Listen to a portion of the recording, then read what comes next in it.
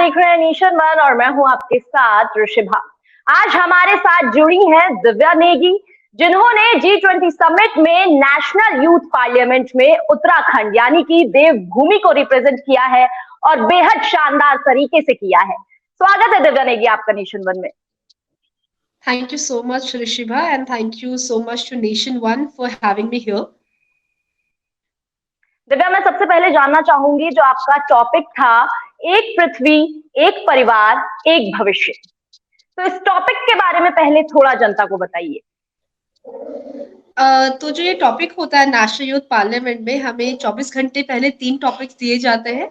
उन 3 टॉपिक्स में से हमें किसी एक टॉपिक पर बोलना होता है। तो मैंने India G20 presidency, one earth, one family, one future जो टॉपिक है वो सिलेक्ट करा और फिर कुछ ही घंटों में उसका पूरा कंटेंट बनाना होता है, उसको रिफाइन करना होता है, फाइनली मेमोराइजिंग इट और फिर प्रेजेंट करना। तो जो मेरे टॉपिक का सार था वो यही था कि एक्चुअल में एक फैमिली क्या होती है और जो भारत की बहुत पुरानी संस्कृति है वसुधैव कुटुंबकम वाली, उस पर मैंने एम्फसाइज करा था। जी, वो जो मंजर था जब आप संसद भवन में थी, वो जो इमोशन था, वो फीलिंग थी, वो कैसी थी जब आप रिप्रेजेंट कर रही थी खुद को?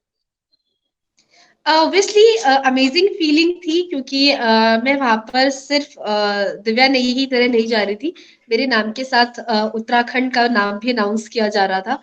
तो डेफिनेटली एक रिस्पॉन्सिबिलिटी वाली फीलिंग थी कि मैं अपने स्टेट का कल्चर, अपने स्टेट के लोगों को रिप्रेजेंट कर रही हूँ। तो अमेजिंग था, बट साथ में नर्वसनेस वाला फीलिंग भी था। जी, आपके स्पीच के बाद जनता जो है वो जानना चाहती है कि आखिर दिव्या नेगी कौन है, किसने संसद भवन में अपने बोलने के अंदाज से सुर्खियां बटोरी हैं। तो थोड़ा दिव्या नेगी के बारे में बताइए कि आखिर दिव्या नेगी का बैकग्राउंड क्या है। तो मैं टिहरी गढ़वाल के सुनार गांव कांडीखाल, एक छोटा सा गांव है टिहरी गढ़वाल जिले में, थौलधार ब्लॉक में।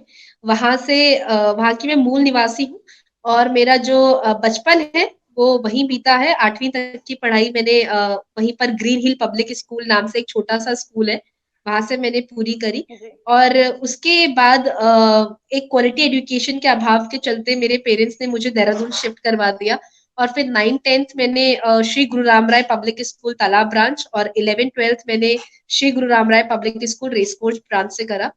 उसके बाद मैंने अपना ग्रेजुएशन हिस्ट्री और पॉलिटिकल साइंस में किया है SGRR PG कॉलेज पथरी बाग से, और अभी मैं गांधी फेलोशिप कर रही हूँ जिला प्रशासन उधम सिंह नगर के साथ।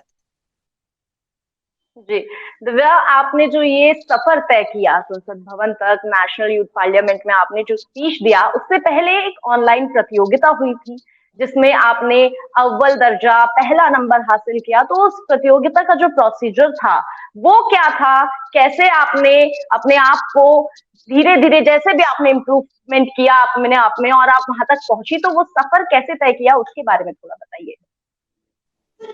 तो ये जो कंपटीशन था ये हमारा डिस्ट्रिक्ट से स्टेट, फिर स्टेट से नेशनल्स में होता है। तो डिस्ट्रिक्ट लेवल पे हमारे कुछ पार्टिसिपेंट्स होते हैं, उनको अलग टॉपिक्स दिए जाते हैं। फिर उनमें से दो दो सिलेक्ट होते हैं हर एक डिस्ट्रिक्ट से। जैसे उत्तराखंड में 13 डिस्ट्रिक्ट हैं तो 26 पार्टिसिपेंट्स इन टोटल थे स्टेट लेवल पर। और फिर स्टेट लेवल में हमें अलग टॉपिक्स दिए जाते हैं, उनमें से कोई एक हमें चुनना होता है और फिर उस पर अपना स्पीच देना होता है। जो मेरा स्टेट लेवल का जो टॉपिक था वो था women safety in India, challenges and solutions, and उसके अंदर I got the first position and I was blessed to represent Uttarakhand at the national level, and that too in the Central Hall of Parliament of India. So I think that was once in a lifetime opportunity, and I think I am blessed to get that opportunity and do the same. Divya, बेरोजगारी को लेकर जो है वो उत्तराखंड में युवा जो है वो प्रदर्शन कर रहे हैं, इसके बारे में आपने सुना होगा। तो एक युवा होने के नाते आप इस बेरोजगारी जो इस वक्त उत्तराखंड में फैल रही है, तो सरकार से आपकी क्या एक गुहार होगी युवाओं के लिए?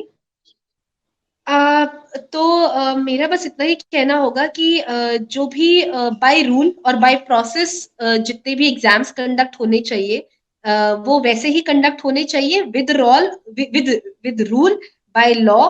एंड आई थिंक कॉन्स्टिट्यूशन के अंदर सबको एक समान अधिकार होना चाहिए एग्जाम्स में बैठने का, उनको अटेम्प्ट देने का, और फिर जो रिजल्ट होता है ऑब्वियसली वो एक्सेप्ट करना पड़ता है। इफ कोई उसमें नहीं कोई पोजीशन ला पा रहा है या नहीं, बट ट्रांसपेरेंसी और अकाउंटेबिलिटी होना बहुत जरूरी है एक लोकतंत्र के अंदर। और युवाओं से मेरा बस इतना ही अनुरोध है कि आप कोशिश कीजिए, बट बाकी एरियाज जो है करियर में उनको भी एक्सप्लोर कीजिए, क्योंकि बहुत सारे ऐसे करियर हैं जहां पर आप सरकार का पार्ट ना होकर सरकार के साथ काम कर सकते हैं। जैसे मैं अभी ये फेलोशिप कर रही हूँ, और ऐसी बहुत सारी फेलोशिप अपॉर्चुनिटीज हैं जिनमें आप खुद को ग्रो कर सकते हैं, बट उसमें एट द सेम टाइम जिनका सपना है सरकारी नौकरी का, तो उसमें मेरा गवर्नमेंट से एक यही रिक्वेस्ट रहेगा कि जितना प्रोसेस ट्रांसपेरेंटली होना चाहिए, तो there should be transparency and at the same time there should be accountability to the people. जी, भविष्य में दिव्या नेगी अपने आप को कहाँ देखती हैं, किस फील्ड में आप जाएंगी? ऑनेस्टली टेलिंग, ऐसा कभी कुछ लाइफ प्लान नहीं कर रहा। All this love and support जो मुझे मिल रहा है, this is also very unexpected. And मैं जब स्पीच भी दे रही थी तो मुझे नहीं पता था कि ये ऐसे जाएगा, एंड उसके लिए मैं बहुत बहुत आभारी हूँ सबका, जिनको भी मेरा स्पीच पसंद आ रहा है। आगे आई थिंक मैं अभी भी एक्सप्लोरेशन वाले स्टेज में हूँ, एंड आई सी कि what best can come in my life और कहाँ पर मैं अपना बेस्ट कंट्रीब्यूट कर सकती हूँ। सो या, चलिए, बहुत शुक्रिया दिव्या नेशन उनके साथ जुड़ने के लिए, बहुत शुक्रिया। Thank you so much.